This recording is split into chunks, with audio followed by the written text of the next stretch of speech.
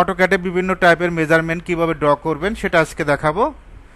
সর্বপ্রথম লাইন নেব, লাইনের শর্টকাট কি, এল লেখে এন্টার, জাস্ট ক্লিক করব, দিক উল্লেখ করব, এদিকে 10 ফিট, কত ফিট, 10 ফিট। তারপর সার্কেল নিব, সি লেখে এন্টার, এদিকে 13 ফিট, কত ফিট, এদিকে 10 ফিট, এদিকে 13 ফিট।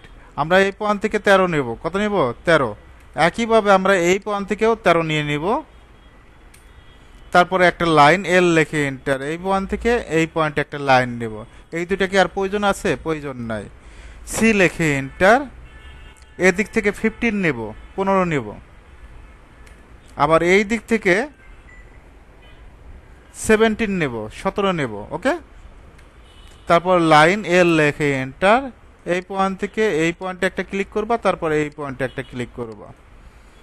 কোনোটার সাথে কোনোটা মেজারমেন্ট কিন্তু মিল নাই। আমরা যদি ডাইমেনশন চেক দেই, ডিএএল, ডাইমেনশন লাইন কি, ডিএএল, first point click, second point click, এদিকে 10 ফিট, ঠিক আছে। একইভাবে এই পয়েন্ট থেকে এই পয়েন্ট, এদিকে 13 ফিট, এদিক থেকে আমরা কত নিছি, 15 ফিট, এই দিক থেকে এই দিকে কত নিছি, 17 ফিট, ওকে। অনেক সময় আমরা বাস্তবিক ক্ষেত্রে জমি মাপার জন্য অবশ্যই আরও দুইটা দিক মেজারমেন্ট নিতে হবে। এই দিক থেকে এই দিকে কতটুকু আছে এটা তোমাকে মিলাইতে হবে, আবার এই দিক থেকে এই দিকে কতটুকু আছে এই মেজারমেন্টটুকু মিলাইতে হবে। তুমি আপাতত সিম্পলভাবে এইভাবে করো, তোমাকে একটা বেসিক ধারণা দিলাম যেভাবে কাজ করা যায়।